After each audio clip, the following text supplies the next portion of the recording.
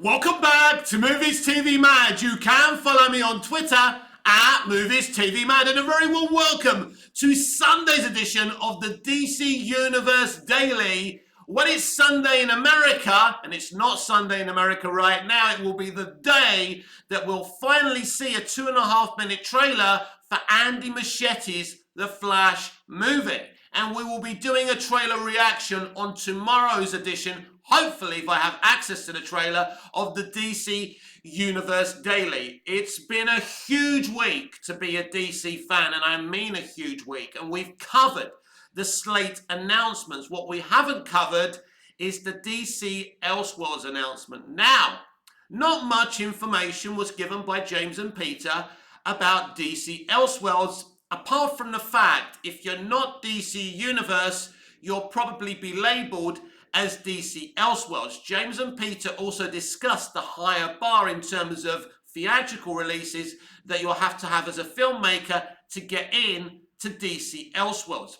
DC Elseworlds has the huge potential for auteurs like Todd Phillips and Matt Reeves to do something a little bit, grounded and special away from the DC Universe. So there's a huge potential here.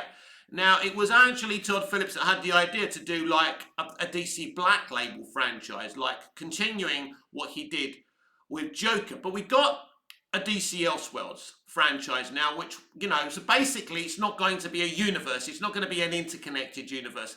Maybe sometimes there will be a series of movies that are interconnected. Obviously, the Batman and Batman 2 are connected to each other. Joker and Joker Folie à Deux are connected to each other. But it's away from the DC Universe franchise. So there is huge potential to make really, really special movies and maybe even TV shows on HBO Max, which I think will be a part of DC Elseworlds as well. But at the same time, you've got Teen Titans Go, which will be labelled as DC Elseworlds because it has nothing to do with the DC Universe. So DC Elseworlds will represent two things. Things that have nothing to do with DC Universe and a higher bar of movies that we could see under that umbrella.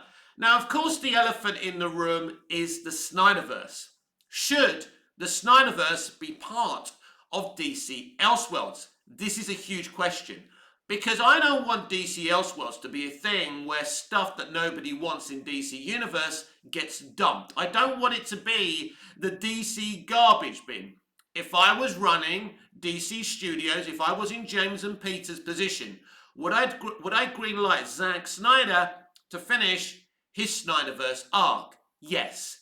It makes absolute sense. At the beginning of the films, you could even have Snyderverse coming up. It would be fucking exciting because I like the Snyderverse, and I think even though the movies haven't broken any financial box office records, I think all three of them have done okay for the studio financially. And I think also that DC Elseworlds is a place where not necessarily are they looking for films to make $1 billion each time, but films to set a high bar artistically. And of course, this rings every Snyderverse fan's bell because Zack Snyder is an artistic director. I like the Snyderverse. I do. But I've explained why it didn't work in a central universe because they were making artistic films for the wrong audience. But DC Elseworlds would be for the correct audience because people would be coming in to look for something a little bit different. So if it was me, I would absolutely greenlight for, Zack Snyder to finish his stuff. But it's very, very complicated because some Snyderverse stans, as they do, have attacked James Gunn and not so much Peter Safran. So it's become personal now. So could James Gunn put those attacks to one side and actually greenlight it in DC Elseworlds? We simply don't know. He hasn't exactly said yes, and he hasn't exactly said no.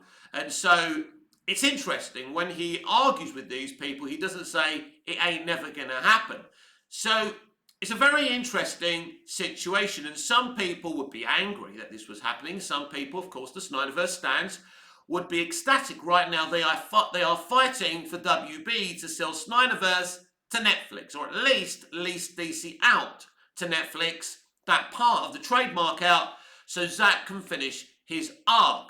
That would be fun as well. That would be good to see Snyderverse on Netflix. As we know, there will be some DC and WB content that will be leased out to other streamers and networks. So they are looking to raise some money in doing that. And of course, that's an interesting question as well. Will DC Universe content made for apparently HBO Max actually be leased up to Netflix or even Disney Plus or Hulu or whoever, Amazon Prime? That's an interesting question as well. I don't think it's beyond the realms of possibility. For example, the DC Universe HBO stuff is going to have a limiting audience because HBO Max isn't available to as many countries, for example, like someone like Netflix. Netflix is a global streamer. It's available in more territories than any other streaming service. So this is a big advantage. When you look at Doctor Who, that's going to stream globally, should I say, via Disney Plus, they don't have as many territories as Netflix. But the deal was done by the BBC and Russell T Davies and Bad Wolf because they offered more money. That's obviously the reason it happened. It's certainly not because they stream out to more territories. So I think Netflix would be a great place for DC Universe content to stream as well. And I'm more than happy for the Snyderverse stuff to go over on Netflix, whether that's a thing. Now, on February the 14th, they're doing a huge, not streaming, a trending event. Sell Snyderverse to Netflix will be a huge hashtag on February the 14th. And I will be involved in that. I will be supporting that because they haven't attacked James Gunn. And they are asking the fans not to attack James Gunn because it's not a way to get what you want. It doesn't matter what you think about the historical tweets. It's about putting what you want first. And it would be good if some Snyderverse stands would actually tag James Gunn and apologise for some of the fans' behaviour. Now, those fans are going to do what they always do, screenshot and attack and bully, as they always do. And, what do you expect from a pig but a grunt? But the majority of Snyderverse stands are good, wholesome people. And I certainly don't like to see them kind of thrown in with the bad people. And even the good Snyderverse stands don't like the bad Snyderverse stands. So for me personally, there's no reason why Zack Snyder can't finish his DC arc, his 5-movie arc, over on DC Elseworlds. This would solve a huge issue. It really, really would. But of course, it's about more than business here because it's become personal. There's become a war of words between Warner Brothers and Snyder and the Snyderverse stands. The Snyderverse stands, some of them have attacked James. So I think that James Gunn and Peter Safran ultimately will think of the business first and no personal vendettas. I think that's the most important thing here. But beyond the Snyderverse, I think that DC Elseworlds has a huge potential to make original movies, original DC movies that are set in the Elseworld. Now, there are Elseworld comics in DC, but I don't think you necessarily have to adapt those comics. What you can do is anything you want. By having a DC Elseworlds, you can literally make a film, about a Superman that's not as pure. But I would hope that we do more in DC Elseworlds than tell other Superman and Batman and Wonder Woman stories. But that there is the potential of doing that. Very different Wonder Woman stories, very different Superman stories, very different Batman stories, or Nightwing stories. But there's lots of opportunities, like what Todd Phillips wanted to do with these other villains in his DC Black Label franchise, which seems to be continuing now with Harley Quinn. Because as far as I'm concerned, and I did predict that Harley Quinn would be in Joker 2 when it happened, because I was pretty sure it would happen. And for me, Joker Folie à Deux is the next villain story, which is Harley Quinn, and that will be very interesting how Lady Gaga's Harley Quinn kind of is received by the audience. And if she's really popular, what will that say for Margot Robbie? It's going to be a very, very interesting scenario considering that Lady Gaga, for sure, has more fans than Margot Robbie. And it is about how many followers someone's got on social media and popularity, because that's how you make money as well. So that's an interesting situation because James Gunn and Peter Safran haven't mentioned Margot Robbie's Harley Quinn within any of their plans. Will Margot Robbie's Harley Quinn cameo in the Flash movie? That's an interesting question as well. Have they shot some extra cameos? I don't know.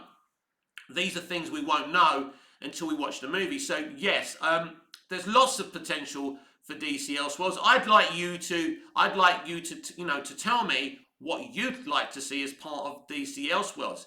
As I say, you can literally do anything with this. But this is what I like about it. Now, DC Elseworlds could end up being more profitable than the DC Universe, the DCU. I believe that because of the kind of auteurs you can bring in. And these kind of auteur movies, right, can have people like Christopher Nolan, for example. I think if he came up now and wanted to do the Dark Knight trilogy, then the Dark Knight trilogy would be part of DC Elseworlds, right? It wouldn't be part of the central universe. So maybe one day Christopher Nolan could be involved in one. Hey, Steven Spielberg may be able to do a DC Elseworlds, and lots of different people. And I think these kind of directors like Jim Cameron, Spielberg, even people like maybe Martin Scorsese, who may have some ideas for like out there Elseworld kind of movies. It's a potential to bring in really good directors who don't want to be kind of wrapped up within the connectivity of an extended universe. And I think you'll see some very different types of writers and directors in James Gunn's and Peter Safran's DCU. So I think huge potential for DC Elseworlds, a potential to make really, really good films. How can I sell it to you? Proper films, like we grew up with, films with a beginning, middle and ending, films that can do whatever they want. And there will be no criticism for them not being light and fluffy and having bright and friendly colour palettes. If there was a DC Elseworlds back in 2013 when Man of Steel was released, I think there would have been a great chance of Man of Steel, BVS and the Snyder Cut being on DC Elseworlds. And there's a potential for Snyder to be able to do that. Whether the studio are going to allow that is another thing. But if you allow Snyder to finish off his universe in DC Elseworlds, it doesn't hurt anything. Snyder was talking about how his Snyderverse is separate to the DCEU that we've got now. And he's right in terms of the Shazam movie, in terms of Blue Beetle, in terms of The Flash, I suppose, and even Aquaman and the Lost Kingdom. But he did cast Jason Momoa as Aquaman in his universe. So it's not without its complications, but you can, from a point of view, say it's not part of that anymore. And of course, because we're getting DC Universe being born out of the Flash movie, then there's not going to be an issue of Snyderverse and the connective universe being connected in any way, shape or form. So there's no justification really in terms of a business decision and a good filmmaking decision, there's no reason why the Snyderverse shouldn't be part of DC Elseworlds. The problem will come because of personalities and issues that, have come up. I mean, like some Snyderverse fans have said a lot of bad things. There's no getting away from the bad shit they've said about James Gunn. It's not even constructive criticism. I don't mind constructive criticism. I've constructively criticised James Gunn. I can sit here and tell you I don't hate him, that I'm excited for his universe, but he's never been involved with $1 billion movie. Does that concern you? It doesn't concern me. I mean, Guardians and Guardians 2 made around, 700 million and 800 million, around that, just over those figures. That's pretty good for Guardians of the Galaxy. that were nothing before James Gunn got his mitts on them. Of course, there's the Suicide Squad that we have to say flopped at the box office, but there are other reasons for that, no matter how you try and twist the narrative. And so James Gunn has got this big responsibility as well. Maybe James Gunn one day will want to write and direct a movie in DC Elseworlds and want to continue that. Here's a question for you. Where does James Gunn's Suicide Squad universe stand? DC Universe or DC Elseworlds? Well, you could actually have the best of both worlds. You could have some of his characters over on DC Elseworlds and some of them over in DC Universe. Now he's talking about the Waller TV show being part of DC Universe. So that's an interesting thing. So it looks to me that his Suicide Squad actors and cast and characters will be part of DC Universe. And I think for sure that side is staying because it's his. And if you created these Suicide Squad, universes, you would want them to remain. You wouldn't be deleting something that you believe in. People are saying, "Oh my God, he fired Henry Cavill, but he's keeping these lot." Well, of course he is. They're his. You wouldn't dismiss something just because you dismiss something else.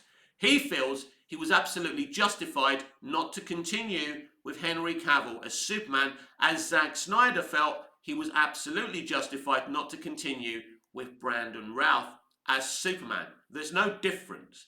It's the same situation. Now, some Snyderverse stands will disagree with me there, but I think I'm right. So, yeah, I mean, I would never say to James Gunn and Peter Safran, if you let them have, if you let Zack finish off his Elseworlds, in DC Elseworlds, you'll quiet them down and keep them off your back. You don't want to be in a scenario where people have kind of, let's say, tried to hijack you, tried to, I think threaten is a strong word, but, try and hold you siege and force you to do something you don't want to do. If the Snyderverse is going to be over on DC Elseworlds, it's unlikely, but as I say, I would do it because I like the Snyderverse and I think it can make solid money. It has the potential to make the Batman type of money without going to that $1 billion figure, but who knows? There's a lot of hype around Zack's DCEU. Some love it, some hate it, but I think it could work for him and it's separate to the DCU. So for me, it will be a business decision. It will be because I like what the man does and I think it can work within a DC Elseworlds scenario. But DC Elseworlds can't just be a place where you just put the Snyderverse in and it becomes the Snyderverse. So he can have that. If it were me in charge, he would have that. But I would be looking at other characters that you could work there, the famous ones, but especially the not so popular characters who you can literally do whatever you want. You could really do lots of great stuff with Green Arrow over there as well. And then you look at the Arrowverse. Now, I don't think James Gunn's a huge fan of Arrowverse, and when he was talking about WB handing out their DC IPs like mints to anyone that smiled at them, I think he was talking about Berlanti, and I think he was talking about Arrowverse. James and Peter said some very strong worded things this week. They weren't ducking the issues. I'm not saying they told us everything and, cleared up a lot of kind of misunderstandings, because I still think there's a lot of stuff about their plans they haven't really been kind of forthcoming with, and there's reasons for that, and I get that. But let's talk about Arrowverse, because you could actually do either a series with a Stephen Amell's Oliver Queen, which would be interesting. You could do a Stephen Amell Oliver Queen Arrow movie over there on DC Elseworlds. This is one of many things you could do that has huge potential. You could do something with Tom Welling's Clark Kent from Smallville in DC Elseworlds. And this is what I'm saying. The potential is really, really huge. The potential for DC Elseworlds is huger than DC Universe, because DC Universe is a connective thing. But what's great about this, you've got a connective franchise and they've announced DC Elseworlds. So you're going to have the best of both scenarios, where before it was the Snyderverse, something that really should be in a DC Elseworlds, in a for the, being made for the general audience, and the general audience rejected it. Do you get me? But over there in DC Elseworlds, it's perfect for Zack Snyder. And if his Justice League 2 and his Justice League 3 worked out, who knows? Who knows what else? And, and Zaslav and Saffron and James were happy with Zack. But I don't think Zack's the problem to them. The problem to them is the fans and what they're doing. And again, I've said it before, it's a minority of them that are a problem. That I think when we all fought for the Snyder Cut and we won, some people actually thought they could continue the same behaviour going forward. And it's not right. It's not right. I hear some of these like toxic Snyder fans saying, calling out Christopher Reeve's Superman, being toxic about things people love, and creating this fake propaganda all over my Twitter timeline. And people are sick and tired of you. You're like a knit in somebody's hair. Now, I don't have that problem, obviously, because I shave my head. But you're becoming a petty annoyance, and you're the problem. Now, if I were you, I'd quieten down, because there is a chance for the Snyderverse to be part of DC Elseworlds. I really believe that. I think it's a consideration. I think they are considering this. Not necessarily for the toxic fans, because they're scared of you or intimidated by you and don't think for a moment that's why they would ever do it. But I think that, like, everybody knows how Zack Snyder was treated, that I think there is a potential of making some good, solid money out of the Snyderverse, and this is the time to do it. Now, they didn't really make any huge announcements about DC Elseworlds, as I said on the top of the show. They didn't start saying, right, this is coming soon in DC Elseworlds, that is coming soon in DC Elseworlds. They haven't decided what will be in DC Elseworlds. But I can promise you, as soon as DC Elseworlds was announced last Wednesday, a lot of really prominent writer-directors were going, right, give me something in DC Elseworlds. And this is why he said, the bar is going to be set very high to get into DC Elseworlds. So it's clear that he's not just going to he's not going to give away DC IPs, as he said, like mints, just because people smile at him. It was an interesting situation when he was announced as the co-CEO of DC Studios, and every actor and every director and every comic book writer was atting him. Oh, James Gunn, oh, James Gunn, oh, James Gunn, everyone was congratulating him. Well, see what happened to Henry Cavill when he congratulated him. Didn't remain as Superman, did he? And even like people like Zachary Levi saying, oh, James Gunn and Peter Safran are my friends. I expect them to keep me on because they're my friends. There's no friendship in Hollywood. Zach, there's not. There's no friendships in Hollywood. And James and Peter will do what's best, not just for James and Peter, but for the DC brand as a whole. David Zaslav has discussed protecting the DC brand. And I said this when they were first announced as co-CEOs. That if David Zaslav doesn't like something, it doesn't happen. He didn't like Batgirl. He didn't like the Green Lantern show from Greg Berlanti. And there were reasons why. And I've tried to explain those reasons as gently as possible. And as I say, I hate using the word woke, because woke used to mean something good, fighting for something good. So Bob Geldof was woke for feeding the third world, a good thing. That's what woke used to mean. But now it's a derogative term. So right now I'm going to use it as a derogative term, but I don't like using that word. It's a pie eater's word. It's, it's basement dweller kind of words, and I don't like it. But yes, Berlanti's Green Lantern show was going to be woke, and it was going to attack men and toxic masculinity, no question about it. And in the form of Guy Gardner, they were definitely going to start using him to, as an example of toxic masculinity. And Zaslav said, we ain't having none of that shit. We're going to be inclusive, right? We're going to have Jon Stewart and Hal Jordan together. Because that means you've got the iconic black Green Lantern and the iconic white Green Lantern. You've got a white man there and a black man there. That is what true representation is. And I'm sure we'll see a few other lanterns like Jessica Cruz, who's a great lantern, by the way, in the comics.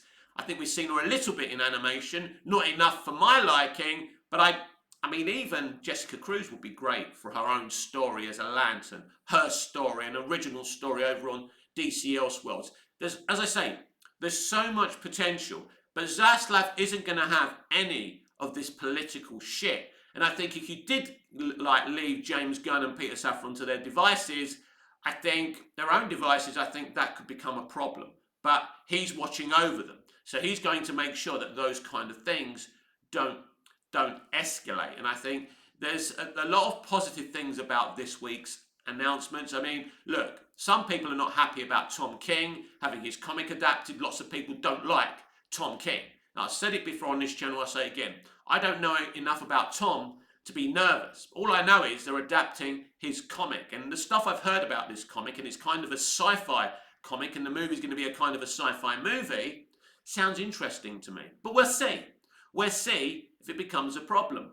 Because even though I liked most of the announcements we got this week, that's just the beginning. There's still many ways this whole universe and plans can go south. And the big thing for the audience and the consumer and for the fans is casting. The most things that people ask me all the time is about casting. Who do you think you should get that role or that role? And I'm not like one of these demanders. I want that one, I want this one. I just want it to be someone that feels and looks like the character that I stand. Now, the most important thing is that they're great actors. I think that's very important.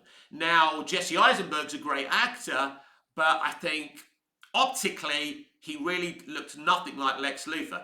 Really, he wasn't Lex Luthor Sr. This guy was playing Lex Luthor Jr. There's no question about that, because he was talking about his father, who was, I think, Lex Luthor, and he was Alexander Luthor. I think that's how it worked. And it wasn't really, I was never sure if Lex's father in the DCEU was dead and alive, and I thought if they kept the DCEU going, there was still potential bringing someone like Vincent D'Onofrio as Lex Luthor Sr., which would have been a lot of fun. And so, yeah, I'm really, really excited about DC Elseworlds, and I think the potential there is great. And as I say, with this format, with DC Universe there and DC Elseworlds there is a lot of potential. So, but there's going to be a lot of exciting announcements coming up. First of all, I'm excited for this Flash movie trailer coming later on today.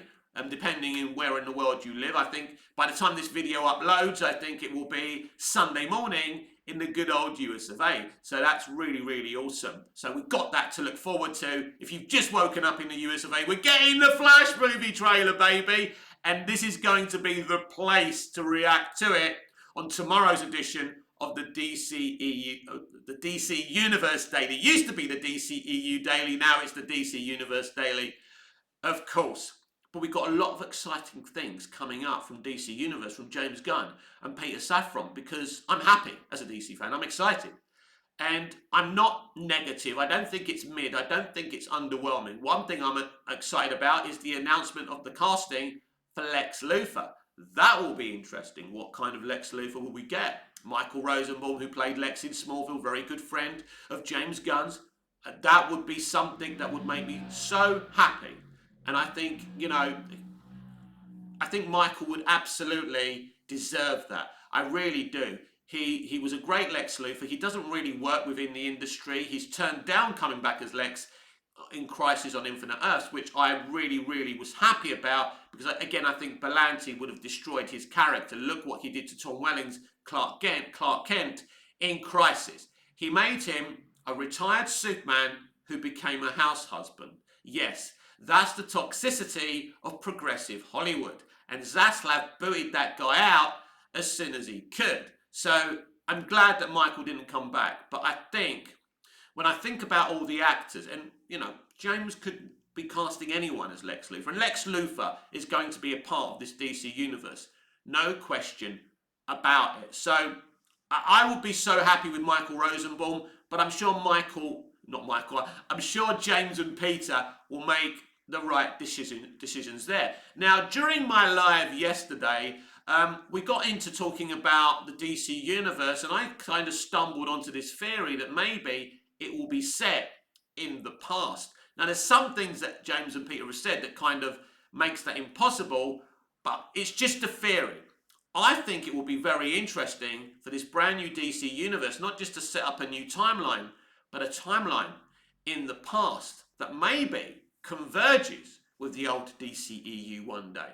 And maybe that's why James and Peter said there's a potential for Ezra and Zachary and Jason Momoa and Gal Gadot and all these people to still be part of the new DC universe. That would be a very interesting thing. And instead of setting up a Justice League, they set up a Justice Society of America, but a proper one, not just a couple of members like we got in Black Adam, like at their height. We've already been told that this is a living, breathing DC universe with, pre-existing heroes already. So I believe out of the Flash movie, we are going to see a dramatically different universe. And everyone, this is exactly what I want. This has been Sunday's edition of the DC Universe Daily with me, Mick, your host with the most. Just ask your girlfriends and your wife, please like, share, comment, subscribe, hit the notification bell so you don't miss this beautiful perfection. And I'll see you again in the next video. Don't forget, in probably about an hour, half an hour, or something like that, I will be going live on this very channel. So until I see you on my live, goodbye, au revoir, auf Wiedersehen.